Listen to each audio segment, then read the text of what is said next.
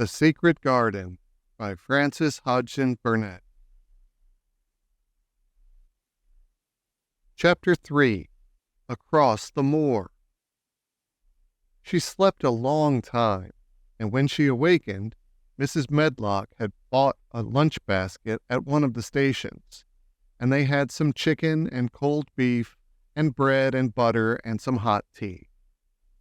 The rain seemed to be streaming down more heavily than ever, and everybody in the station wore wet and glistening waterproofs. The guard lighted the lamps in the carriage, and Mrs. Medlock cheered up very much over her tea and chicken and beef. She ate a great deal and afterward fell asleep herself, and Mary sat and stared at her and watched her fine bonnet slip on one side until she herself fell asleep once more in the corner of the carriage. Lulled by the splashing of the rain against the windows, it was quite dark when she awakened again. The train had stopped at a station, and Mrs. Medlock was shaking her.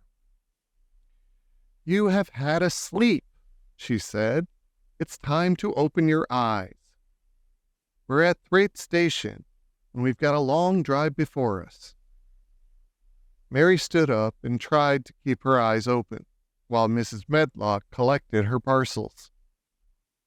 The little girl did not offer to help her, because in India, native servants always picked up or carried things, and it seemed quite proper that other people should wait on one.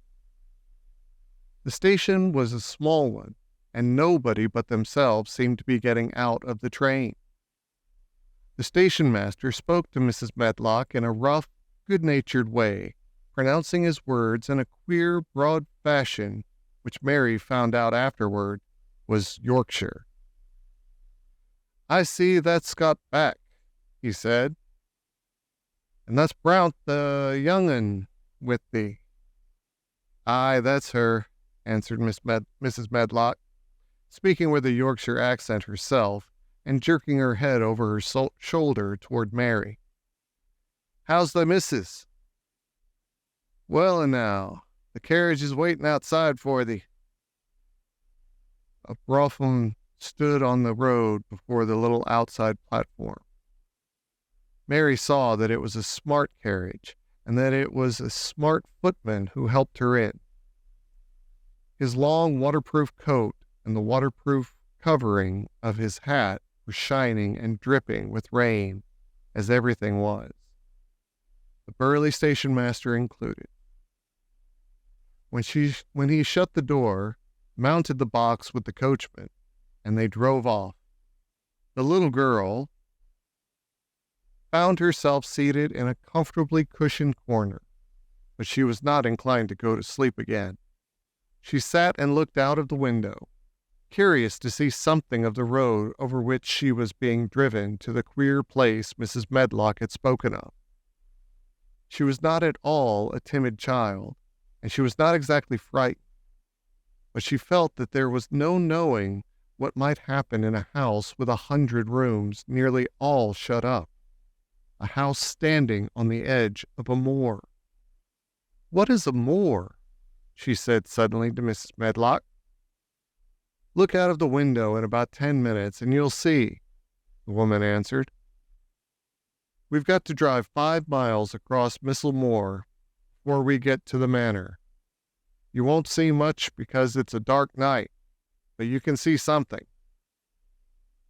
Mary asked no more questions, but waited in the darkness of her corner, keeping her eyes on the window. The carriage lamps cast rays of light a little distance ahead of them, and she caught glimpses of the things they passed. After they had left the station, they had driven through a tiny village, and she had seen whitewashed cottages and the lights of a public house. Then they had passed a church and a vicarage and a little shop window where sew in a cottage with toys and sweets and odd things set out for sale.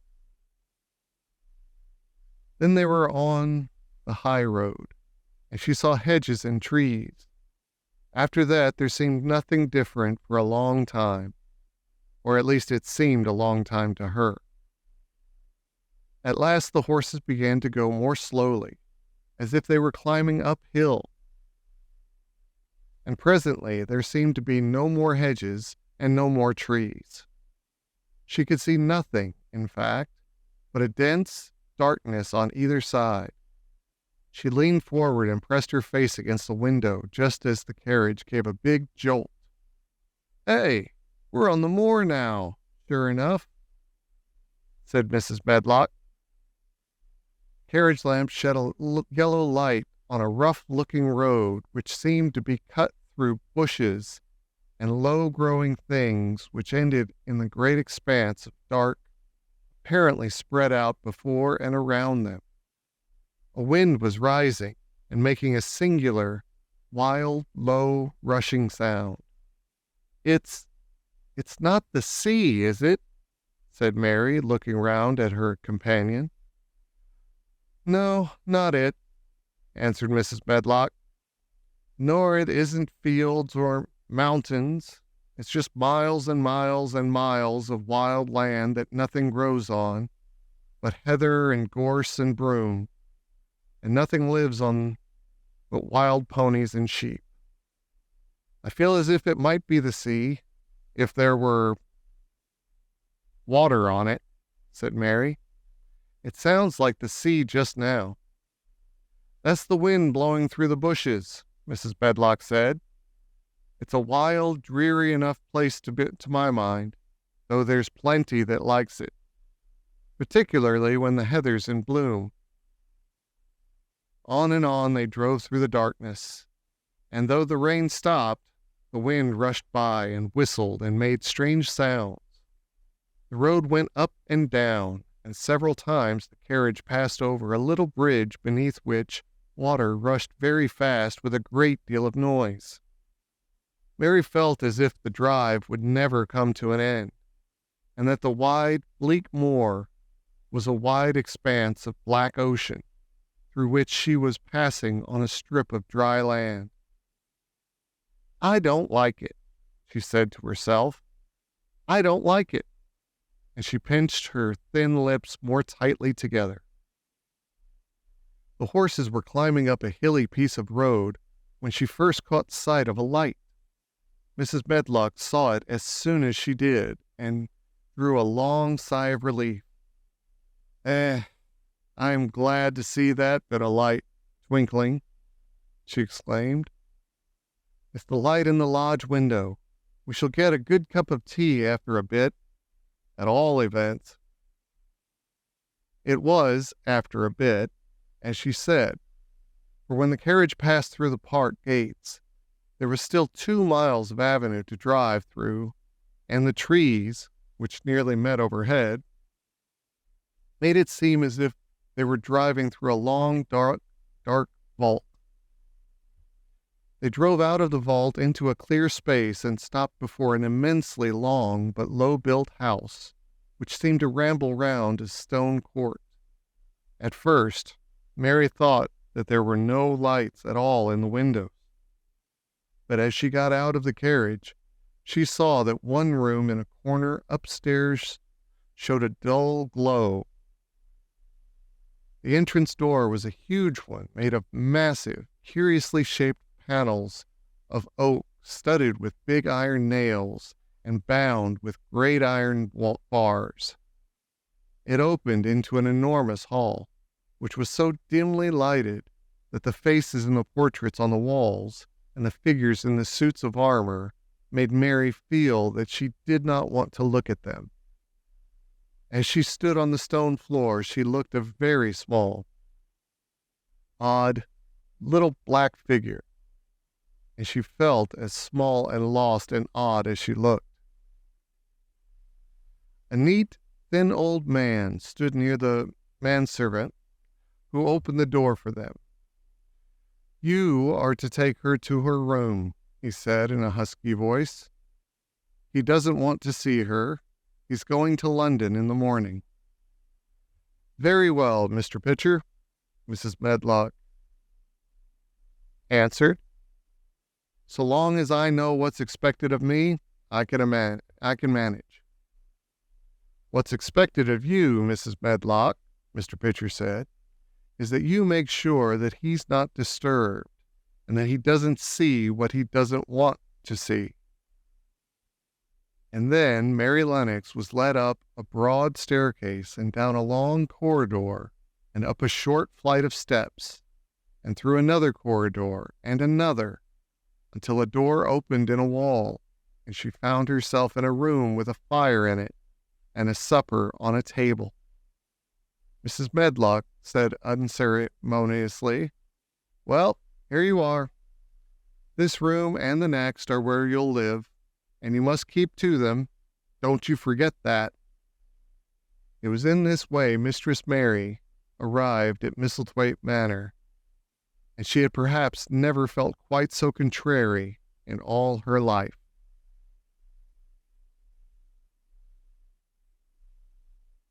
Chapter 4. Martha. When she opened her eyes in the morning, it was because a young housemaid had come into her room to light the fire, and was kneeling on the hearth rug, raking out the cinders noisily. Mary lay and watched her for a few moments, and then began to look about the room. She had never seen a room at all like it, and thought it curious and gloomy.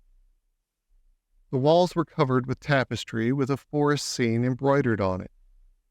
There were fantastically dressed people under the trees, and in the distance there was a glimpse of the turrets of a castle. There were hunters and horses and dogs and ladies. Mary felt as if she were in the forest with them. Out of a deep window, she could see a great climbing stretch of land, which seemed to have no trees on it, and to look rather like an endless, dull, purplish sea. "What is that?" she said, pointing out of the window. Martha, the young housemaid, who had just risen to her feet, looked and pointed also. "That there?" she said. "Yes, that's the Moor," with a good-natured grin. "Does thou like it?" "No," answered Mary. "I hate it." "That's because thou'rt not used to it," Martha said, going back to her hearth. "Thou thinks it's too big and bare now. But thou will like it." "Do you?" inquired Mary.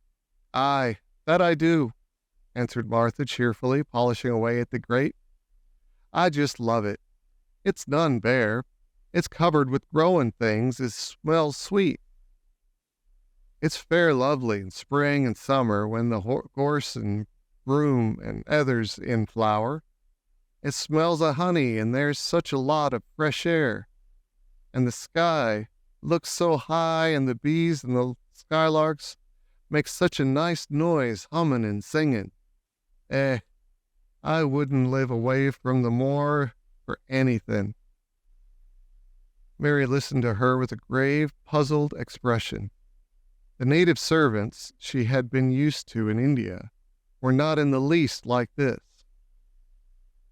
They were obsequious and servile, and did not presume to talk to their masters as if they were their equals. They made salaams, and called them protector of the poor, and names of that sort. Indian servants were commanded to do things, not ask. It was not the custom to say please and thank you, and Mary had always slapped her ayah in the face when she was angry. She wondered a little what this girl would do if one slapped her in the face. She was a round, rosy, good-natured looking creature, but she had a sturdy way which made Mistress Mary wonder if she might not even slap back, if the person who slapped her was only a little girl. "You are a strange servant," she said from her pillows rather hauntedly. Martha sat up on her heels, and with her blackling brush in her hand, and laughed without seeming the least out of temper. I know it," she said. "If there was a grand missus at Misselthwaite, I should never have been even one of the under housemaids. I might have been let to be scullery maid, but I'd never have been let upstairs. I'm too common and I talk too much Yorkshire. But this is a funny house for all it's so grand. Seems like there's neither master nor mistress except Mr. Pitcher and Mrs. Medlock. Mr. Craven, he won't be troubling about anything when he's here, and he's nearly always away. Mrs. Medlock gave me the place out of kindness. She told me she could never have done it if Misselthwaite had been like other big houses. Are you going to be my servant? Mary asked, still in her imperious little Indian way. Martha began to rub her grate again. I'm Mrs. Medlock's servant, she said stoutly, and she's Mr. Craven's, but I'm to do the housemaid's work up here and wait on you a bit. But you won't need much waiting on. Who is going to dress me? Demanded Mary. Martha sat up on her heels again and stared. She spoke in broad Yorkshire in her amazement. Cannot thou dress thy son? She said. What do you mean? I don't understand your language, said Mary. I forgot, Martha said. Mrs. Medlock told me I'd have to be careful, or you wouldn't know what I was saying. I mean, I can't put on your own clothes. You can't put on your own clothes? No, answered Mary quite indignantly. I never did in my life. My ayah dressed me, of course. Well, said Mary, evidently not in the least aware that she was impudent, it's time that should learn. Thou cannot begin younger. It'll do thee good to wait on thyself a bit. My mother always said she couldn't see why grand people's children didn't turn out fair fools. What with nurses and being washed and dressed and took out to walk as if they were puppies. It is different in India, said Mistress Mary disdainfully. She could scarcely stand this, but Martha was not at all crushed. I could see it's different, she answered almost sympathetically. I dare say it's because there's such a lot of blacks there instead of respectable white people. When I heard you was coming from India, I thought you was a black too. Mary sat up in bed furious. What? She said. What? You thought I was a native? You daughter of a pig? Martha stared and looked hot. Who are you calling names? She said. You needn't be so vexed. That's not the way for a young lady to talk. I've nothing against the blacks. When you read about them in tracts, they're always very religious. You always read as a black man's a man and a brother. I've never seen a black, and I was fair pleased to think I was going to see one close. When I come into light your fire this morning, I crept up to your bed and pulled the cover back careful to look at you. And there you was, disappointedly, no more black than me, for all you're so yeller. Mary did not even try to control her rage and humiliation. You thought I was a native? You dared!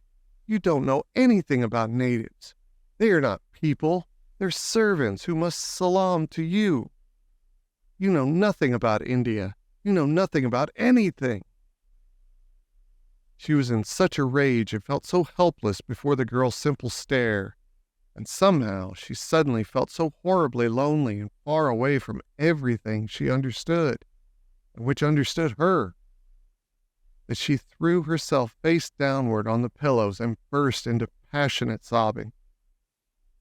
She sobbed so unrestrainedly that good-natured Yorkshire Martha was a little frightened and quite sorry for her. She went to the bed and bent over her. You mustn't cry like that there, she begged. You mustn't for sure. I didn't know you'd be vexed. I don't know anything about anything. Just like you said. I beg your pardon, miss. Do stop crying." There was something comforting and really friendly in her queer Yorkshire speech and sturdy way which had a good effect on Mary. She gradually ceased crying and became quiet. Martha looked relieved. "It's time for thee to get up now," she said. "Mrs. Medlock said I was to carry the breakfast and tea and dinner into the room next to this.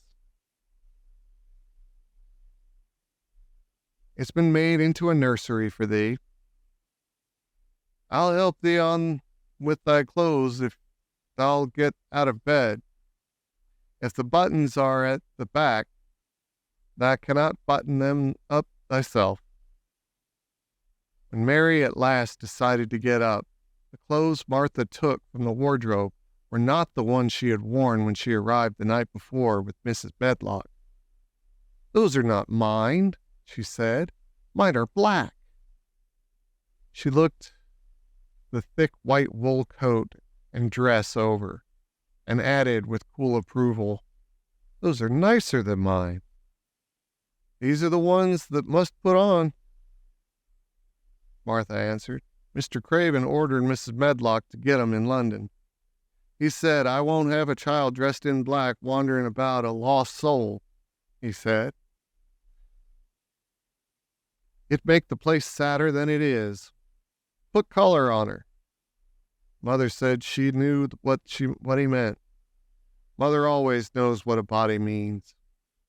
She doesn't hold with black herself." "I hate black things," said Mary. The dressing process was one which taught them both something. Martha had buttoned up her little sisters and brothers, but she had never seen a child who stood still and waited for another person to do things for her, as if she had neither hands nor feet of her own. "Why doesn't thou put thy own shoes?" she said when Mary quietly held out her foot. "My ayah did it," answered Mary, staring. "It was the custom." She said that very often. It was the custom. The native servants were always saying it. If one told them to do a thing their ancestors had not done for 1,000 years, they gazed at one mildly and said, "It is not the custom," and one knew that was the end of the matter. It had not been the custom that Mistress Mary should do anything but stand and allow herself to be dressed like a doll. But before she was ready for breakfast, she began to suspect that her life at Misselthwaite Manor would end by teaching her a number of things quite new to her. Things such as putting on her own shoes and stockings, and picking up things she let fall. If Martha had been a well-trained fine young lady's maid, she would have been more subservient and respectful, and would have known that it was her business to brush hair and button boots, and pick things up and lay them away. She was, however, only an untrained Yorkshire rustic who had been brought up in a moorland cottage with a swarm of little brothers and sisters who had never dreamed of doing anything but waiting on themselves and on the younger ones, who were either babies in arms or just learning to totter about and tumble over things. If Mary Lennox had been a child who was ready to be amused, she would perhaps have laughed at Martha's readiness to talk. But Mary only listened to her coldly and wondered at her freedom of manner. At first, she was not at all interested, but gradually, as the girl rattled on in her good-tempered, homely way, Mary began to notice what she was saying. "Hey, you should see 'em all," she said. "There's 12 of us, and my father only gets 16 shilling a week. I can tell you my mother's put to it to get porridge for 'em all. They tumble about on the moor and play there all day, and mother says the air of the moor fattens 'em up. She says she believes they eat the grass same as the wild ponies do." Our Dickon, he's 12 years old, and he's got a young pony he calls his own." "Where did he get it?" asked Mary. "He found it on the moor with its mother when it was a little one, and he began to make friends with it and give it bits of bread and pluck young grass for it. And it got to like him so it follows him about and it lets him get on its back. Dickon's a kind lad, and animals likes him." Mary had never possessed an animal pet of her own, and had always thought she should like one. So she began to feel a slight interest in Dickon, and as she had never before been interested in anyone but herself, it was the dawning of a healthy sentiment. When she went into the room, which had been made into a nursery for her, she found that it was rather like the one she had slept in. It was not a child's room, but a grown-up person's room, with gloomy old pictures on the walls and heavy old oak chairs. A table in the center was set with a good substantial breakfast. But she had always had a very small appetite, and she looked with something more than indifference at the first plate Martha set before her. "I don't want it," she said. "That doesn't want thy porridge?" Martha exclaimed incredulously. "No, that doesn't know how good it is. Put a bit of trickle on it or a bit of sugar." "I don't want it," repeated Mary. Said Martha.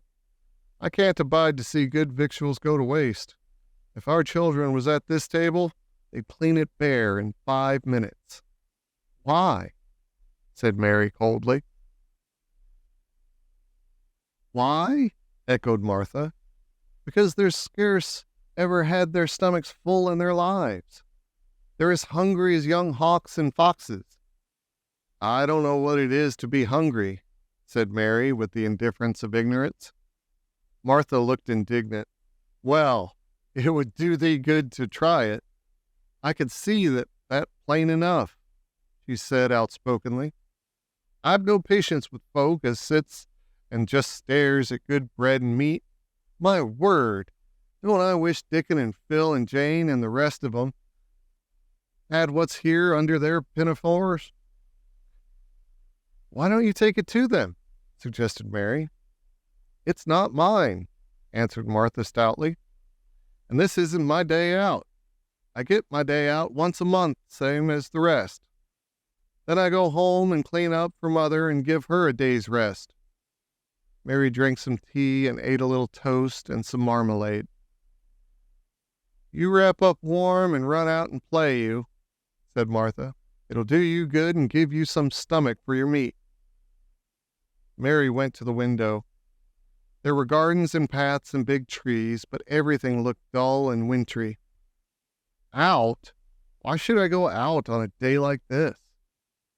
"Well, if thou doesn't go out, thou'lt have to stay in, and what was that going to do?" Mary glanced about her. There was nothing to do. When Mrs. Medlock had prepared the nursery, she had not thought of amusement. Perhaps it would be better to go and see what the gardens were like. "Who will go with me?" she inquired. Martha stared. "You'll go by yourself," she answered. "You'll have to learn to play like other children does when they haven't got sisters and brothers. Our Dickon goes off on the moor by himself and plays for hours. That's how he made friends with the pony. He's got sheep on the moor that knows him, and birds as come and eats out of his hand. However little there is to eat, he always saves a bit of his bread to coax his pets." It was really this mention of Dickon which made Mary decide to go out, though she was not aware of it. There would be birds outside, though. There would not be ponies or sheep. They would be different from the birds in India, and it might amuse her to look at them. Martha found her coat and hat for her and a pair of stout little boots, and she showed her way downstairs. "If that goes around that way, I'll come to the gardens, she said, pointing to a gate in a wall of a shrubbery. There's lots of flowers in summertime. There's nothing blooming now. She seemed to hesitate a second before she added, one of the gardens is locked up. No one has been in it for 10 years. Why? Asked Mary, in spite of herself. Here was another locked door added to the 100 in the strange house. Mr. Craven had it shut when his wife died so sudden. He won't let no one go inside. It was her garden. He locked the door and dug a hole and buried the key. There's Miss Smedlock's bell ringing. I must run. After she was gone, Mary turned down the walk which led to the door in the shrubbery. She could not help thinking about the garden which no one had been in for 10 years. She wondered what it would look like and whether there were any flowers still alive in it. When she had passed through the shrubbery gate, she found herself in great gardens, with wide lawns and winding walks with clipped borders. There were trees and flower beds, and evergreens clipped into strange shapes, and a large pool with an old gray fountain in its midst. But the flower beds were bare and wintry, and the fountain was not playing. This was not the garden which was shut up. How could a garden be shut up? You could always walk into a garden. She was just thinking this when she saw that at the end of the path she was following, there seemed to be a long wall with ivy growing over it. She was not familiar enough with England to know that this was coming upon the kitchen gardens, where the vegetables and fruit were growing. She went toward the wall and found that there was a green door in the ivy, and that it stood open. This was not the closed garden, evidently, and she could go into it. She went through the door and found that it was a garden with walls all round it, and that it was only one of several walled gardens, which seemed to open into one another. She saw another open green door, revealing bushes and pathways between beds containing winter vegetables. Fruit trees were trained flat against the wall, and some of the beds there were glass frames. The place was bare and ugly enough, Mary thought, as she stood and stared about her. It might be nicer in summer when things were green, but there was nothing pretty about it now. Presently, an old man with a spade over his shoulder walked through the door leading from the second garden. He looked startled when he saw Mary and then touched his cap. He had a surly old face and did not seem at all pleased to see her, but then she was displeased with his garden and wore her quite contrary expression, and certainly did not seem at all pleased to see him. What is this place? She asked. One of the kitchen gardens, he answered. What is that? Said Mary, pointing through the other green door. Another of 'em, shortly. There's another of the other side of the wall, and there's the orchard on the other side of that. Can I go in them? Asked Mary. If the likes. But there's not to see. Mary made no response. She went down the path and through the second green door. There she found more walls and winter vegetables in glass frames. But in the second wall, there was another green door, and it was not open. Perhaps it led into the garden which no one had seen for 10 years. As she was not at all a timid child, and always did what she wanted to do, Mary went to the green door and turned the handle. She hoped the door would not open because she wanted to be sure she had found the mysterious garden. But it did open quite easily, and she walked through it and found herself in an orchard. There were walls all around it also, and trees trained against them. And there were bare fruit trees growing in the winter-browned grass. But there was no green door to be seen anywhere. Mary looked for it, and yet, when she had entered the upper end of the garden, She had noticed that the wall did not seem to end with the orchard, but to extend beyond it, as if it enclosed a place at the other side.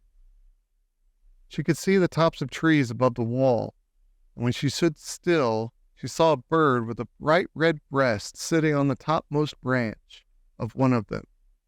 And suddenly, he burst into his winter song, almost as if he had caught sight of her and was calling to her.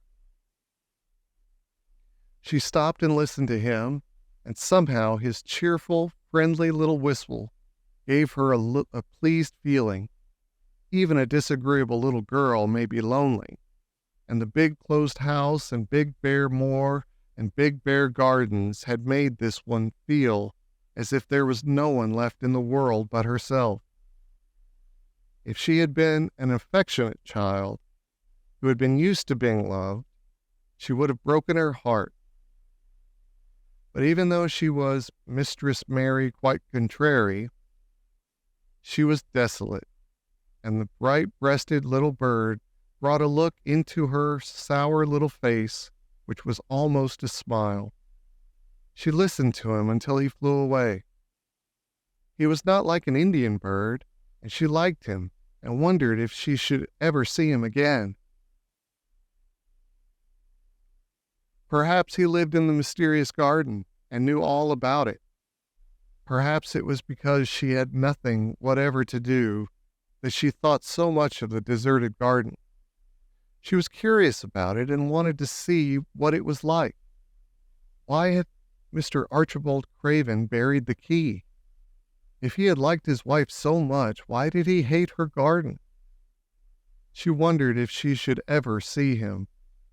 But she knew that if she did, she should not like him, and he would not like her, and that she should only stand and stare at him and say nothing, though she should be wanting dreadfully to ask him why he had done such a queer thing. People never like me, and I never like people, she thought, and I never can talk as the Crawford children could. They were always talking and laughing and making noises. She thought of the robin and of the way he seemed to sing his song at her, and as she remembered the treetop he perched on, she stopped rather suddenly on the path. I believe that tree was in the secret garden. I feel sure it was, she said. There was a wall round the place, and there was no door. She walked back into the first kitchen garden she had entered, and found the old man digging there. She went and stood beside him, and watched him a few moments in her cold little way. He took no notice of her, and so at last she spoke to him. I have been into the other gardens, she said. There was nothing to prevent thee, he answered crustily. I went into the orchard. There was no dog at the door to bite thee, he answered. There was no door there into the other garden, said Mary. What garden? He said in a rough voice, stopping his digging for a moment. The one on the other side of the wall, answered Mistress Mary. There are trees there. I saw the tops of them. A bird with a red breast was sitting on one of them, and he sang. To her surprise, the surly old weather-beaten face actually changed its expression. A slow smile spread over it, and the gardener looked quite different. It made her think that it was curious how much nicer a person looked when he smiled. She had not thought of it before. He turned about to the orchard side of his garden and began to whistle. A low, soft whistle. She could not understand how such a surly man could make such a coaxing sound. Almost the next moment, a wonderful thing happened. She heard a soft little rushing flight through the air, and it was the bird with the red breast flying to them. And he actually alighted on the big clod of earth quite near to the gardener's foot. Here he is, chuckled the old man, and then he spoke to the bird as if he were speaking to a child. Where is thou been, that cheeky little beggar? He said. I've not seen thee before today. Hast thou begun the courting this early in the season? Thou'rt too forward. The bird put his tiny head on one side and looked up at him with his soft bright eye, which was like a black dewdrop. He seemed quite familiar, and not the least afraid. He hopped about and pecked the earth briskly, looking for seeds and insects. It actually gave Mary a queer feeling in her heart, because he was so pretty and cheerful and seemed so like a person. He had a tiny, plump body and a delicate beak, and slender, delicate legs. Will he always come when you call him? She asked, almost in a whisper. Aye, that he will.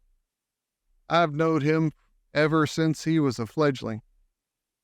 He come out the nest in the garden, and when he first flew over the wall, he was too weak to fly back for a few days, and we got friendly. He went over the wall again, the rest of the brood was gone, and he was lonely, and he came back to me. What kind of bird is he? Mary asked. Doesn't thou know? He's a robin redbreast, and they're the friendliest, curiousest birds ever. They're almost as friendly as dogs, if you know how to get on with them. Watch him pecking about there and looking round at us now and again. He knows we're talking about him. It was the queerest thing in the world to see the old fellow. He looked at the plump little scarlet waistcoated bird as if they were both proud and fond of him. He's a conceited one, he chuckled. He likes to hear folk talk about him. And curious, bless me, there never was his like curiosity and meddling. He's always coming to see what I'm planting. He knows all the things Mr. Craven never troubles himself to find out. He's the head gardener, he is. The robin hopped about busily pecking the soil, and now and then stopped and looked at them a little. Mary thought his black dewdrop eyes gazed at her with great curiosity. It really seemed as if he were finding out all about her. The queer feeling in her heart increased. Where did the rest of the brood fly to? She asked. There's no knowing. The old one's turning them out of the nest and making them fly, and they're scattered before you know it. This one was a knowing one, and he knew he was lonely. Mistress Mary went a step nearer to the robin and looked at him very hard. I'm lonely, she said. She had not known before that this was one of the things which made her feel sour and cross. She seemed to find it out when the robin looked at her and she looked at the robin. The old gardener pushed his cap back on his bald head and stared at her a minute. Art that the little wench from India? He asked. Mary nodded. Then no wonder thou'rt lonely. Thou'lt be lonelier before that's done, he said. He began to dig again, driving his spade deep into the rich black garden soil, while the robin hopped about very busily employed. What is your name? Mary inquired. He stood up to answer her. Ben Weatherstaff, he answered, and then he added with a surly chuckle, I'm lonely myself, except when he's with me. And he jerked his thumb toward the robin. He's the only friend I got. I have no friends at all, said Mary. I never had. My ayah didn't like me, and I never played with anyone. It is a Yorkshire habit to say what you think with blunt frankness, and old Ben Weatherstaff was a Yorkshire Moor man. That and me are a good bit alike, he said. We was wove out of the same cloth. We're neither of us good looking, and we're both of us as sour as we look. We've got the same nasty tempers, both of us, I'll warrant. This was plain speaking, and Mary Lennox had never heard the truth about herself in her life. Native servants always salaamed and submitted to you, whatever you did. She had never thought much about her looks, but she wondered if she was as unattractive as Ben Weatherstaff, and she also wondered if she looked as sour as he had looked before the robin came. She actually began to wonder also if she was nasty-tempered. She felt uncomfortable. Suddenly, a clear rippling little sound broke out near her, and she turned round. She was standing a few feet from a young apple tree, and the robin had flown on to one of its branches and had burst out into a scrap of a song. Ben Weatherstaff laughed outright. "What did he do that for?" asked Mary.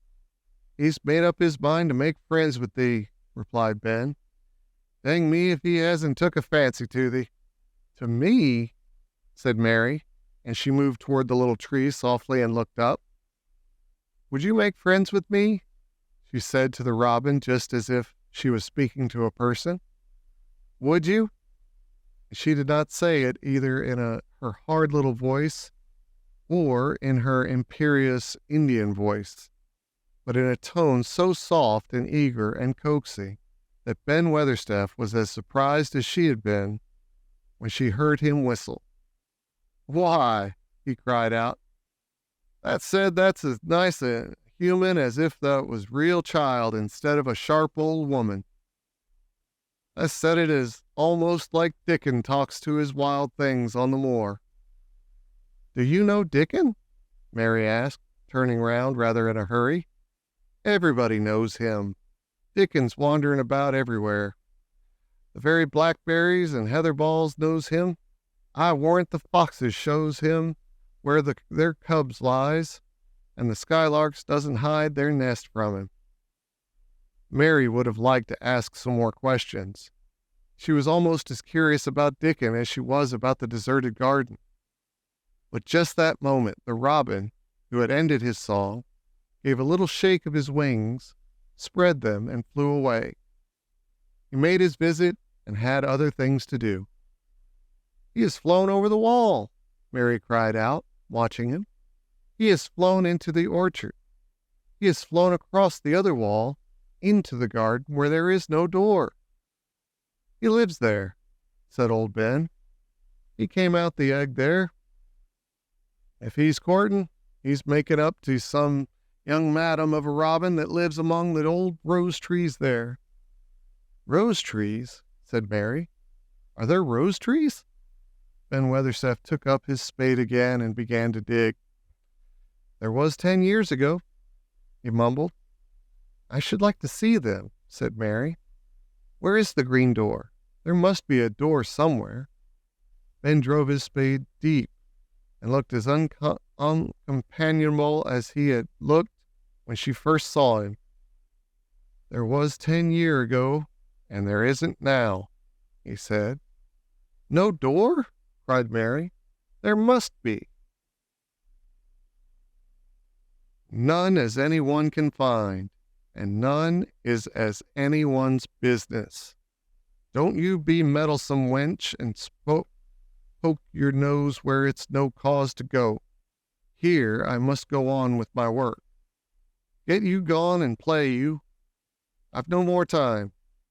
And he actually stopped digging, threw his spade over his shoulder, and walked off, without even glancing at her or saying goodbye.